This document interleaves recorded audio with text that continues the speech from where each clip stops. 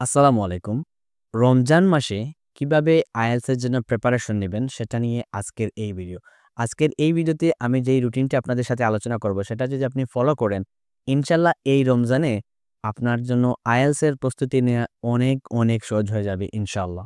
সবার প্রথমে যেই জিনিসটা করতে হবে, আপনাকে ঘুম থেকে উঠতে হবে সকাল ৮টা থেকে ৯টার মধ্যে। যেহেতু রমজান মাস, আমরা একটু লেট করে উঠি সাধারণত। মেক্সিমাম মানুষ একটু লেটে উঠার ট্রাই করে যারা ফ্রি আছে।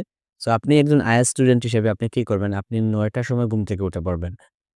৮টা থেকে ৯ টার সময় ঘুম থেকে উঠে যেহেতু আপনাকে কোনো নাস্তা করতে হচ্ছে না, শুধু আপনার হাত-মুখ ধুয়ে একটু তেলাওয়াত করে আপনি চাইলে পড়াতে বসে যেতে পারেন।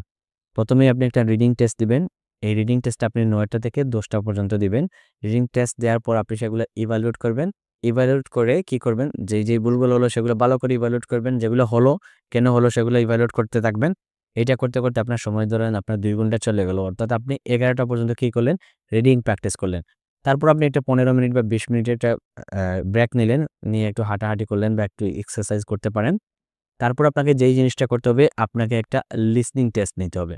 আপনি একটা লিসনিং টেস্ট দিবেন এবং এই টেস্টটা শেষ করে আনসার মিলিয়ে আপনি গোসল করে আপনি জোহরের নামাজে চলে যাবেন।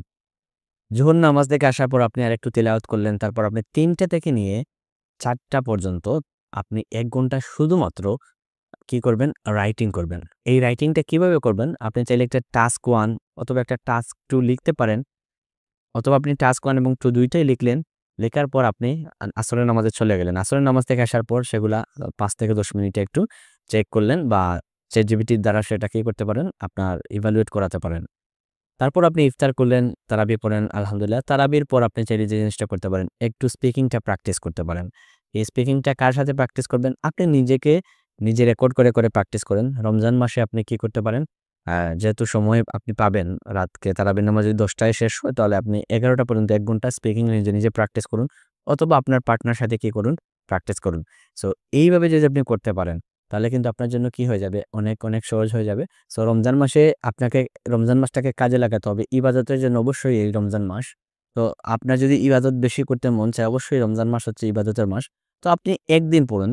প্রতিদিন একদিন করে কি করেন? প্র্যাকটিস করুন। মানে আপনি একদিন IELTS এর জন্য বেশি পড়বেন, একদিন ইবাদত বেশি করবেন। এভাবে একটা আপনি কম্বাইন করতে পারেন, হ্যাঁ? আর যাদের পরীক্ষার সামনে তারা ইবাদতের পাশাপাশি পড়াশোনাতে মনোযোগ দিন। ইনশাআল্লাহ আপনাদের জন্য এই জার্নিটা সহজ হয়ে যাবে। আল্লাহর কাছে দোয়া করি আপনাদের সবার স্বপ্নের স্কোরটা পাওয়ার জন্য আল্লাহ তৌফিক করে দিন। এই আশা ব্যক্ত রেখে আমি এই ভিডিও থেকে সাইন আউট করতেছি। আসসালামু আলাইকুম।